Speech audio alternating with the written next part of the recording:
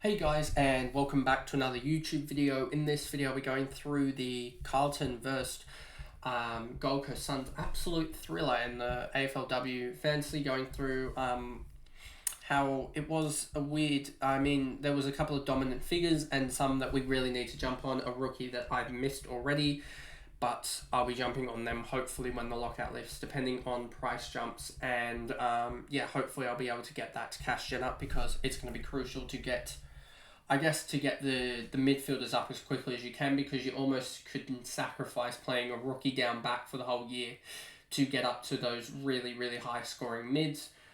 Because if you look at my team right now, and imagine this being Anthony here, and then getting Anthony up to the likes of not necessarily getting her up to a Bowers, but getting up to like a 1.1 or a $1.2 million mid will be absolutely crucial. I'll have Bonchi and I'll have Davey probably in there as well. So I have a pretty much complete midfield. And then I guess it is getting the forwards and just getting cash gen up, because you really need to find getting the rookie defender off will be huge, and finding the best defenders. As you look at the defenders here, and you got Stannett, Evans. I had 3 of the top 5 defenders, to be honest, one playing on my bench. So it's just trying to find the best scorers at the moment, because I think it's going to be very, very volatile. Compare that to the men's game, which is a little bit more straightforward with your selections, and there's a lot more movement in the women's game, it seems like, just because of that extra trade, enabling you to flick around players a lot more, getting a lot more cash quickly. Shifted on, so you have a lot more flow or liquidity in your bench, which in the men's game doesn't happen as much, as you sometimes get stuck with guys on the bench for the whole time, I guess, the whole year. But anyway, let's before we get into the video, remember to like and subscribe, turn the notification bell on so you know when I actually upload, and let's get into the video. So as you can see here, Anthony 99, absolutely huge, and done. So we can. That doesn't really give us any more information. Actually, clicking on the player, she was just dominant in the second quarter. When she went off, I was just like, oh no, this is turning bad, as well as Shira as well, because Shira went nuts, and I had been given a heads up on Twitter about 10 minutes before the start time, saying Shira is going to be good this year. And I decided to look a little bit into her stats, and I didn't like it terribly much. But then again, I was like, I should have jumped on it, to be honest, now looking back. But hindsight is a great thing when looking at fantasy, because you could easily just look at Jaden made a perfect side basically from round 1, and you could see that I was 500 points off already from that perfect side, but no one would have picked that perfect side, and it would have been a crazy side if you did. Shira, as we said, went 99, absolutely huge from her. She's one that you could look at, but I think most people will be turning to Anthony with those 11 tackles. She seems to be getting that rolled. Actually, can I look at the CBAs? Does it tell us CBAs? Let's see. Doesn't say CBAs. I don't know if they have. If I actually go DFS, I will open up another tab with the CBAs, because CBAs can be crucial to look at. If we look at Carlton 2023, that's the men's. Let's go to the women's CBAs, Carlton, and you'll see here, McKay, good. If you actually look here, Anthony wasn't anywhere to be seen on the CBA, so it was a weird thing that she did actually go really well. But I think getting Anthony for the bench just for the cash gem, because in 2 or 3 weeks' time, that 99 is still going to help carry her. So getting her, and my trades are most likely going to look something along the lines of Smith, Hall, and probably Hamilton or Hickey, depending on what I think about Morfitt.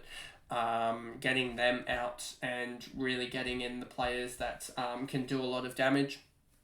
I think I might have to hold Hamilton one more week, just because I need to get the cash gen, and waiting a week on a mid price isn't as bad as getting in the cash gen, because the cash gen will help a lot more down the season, I think.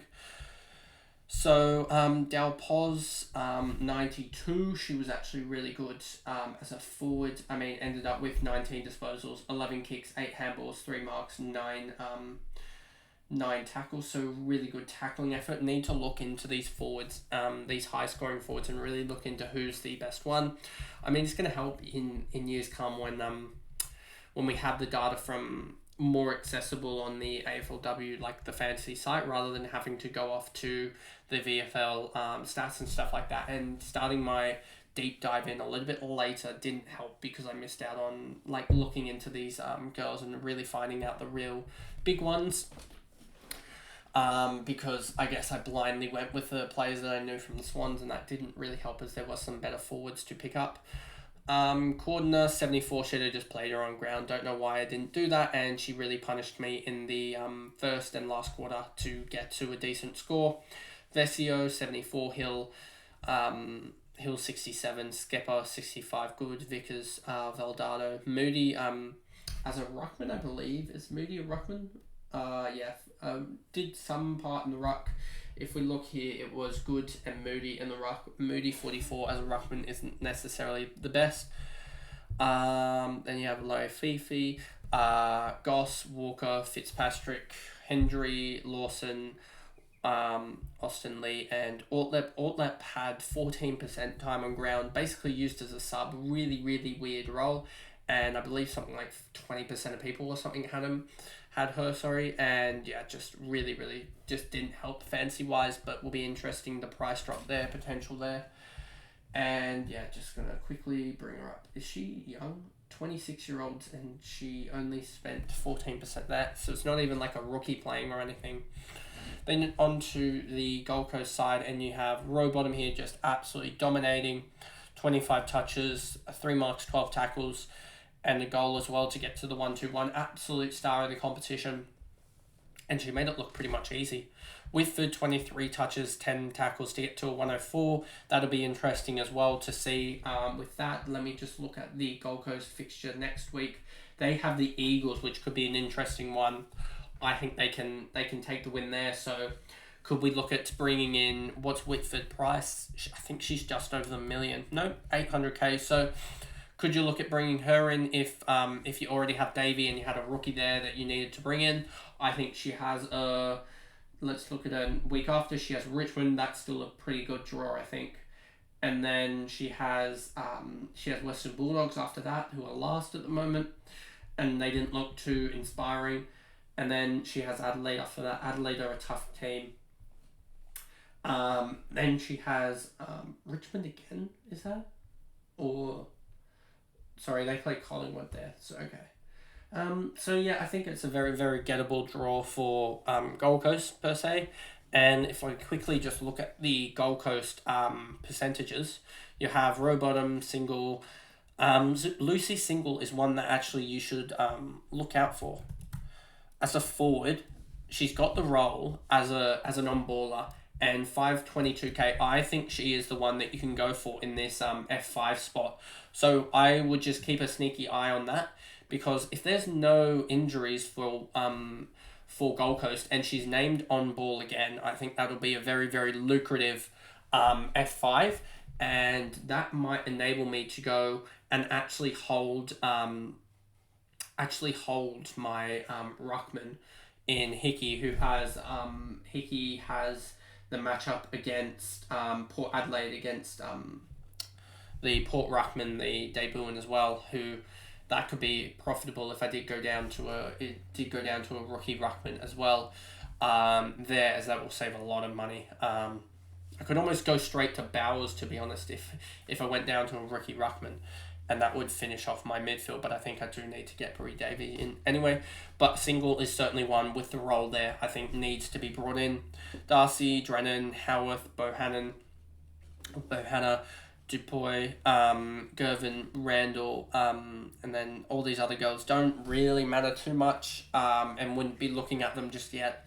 Need to see scores above sort of 50 or 60, honestly, with the way this is trending, and without potentially playing against Bowers, you basically have to finish off your team as quick as possible, And yes, in the last video, I did say that you want to get, obviously, I want to get these mids basically sewn up pretty quickly.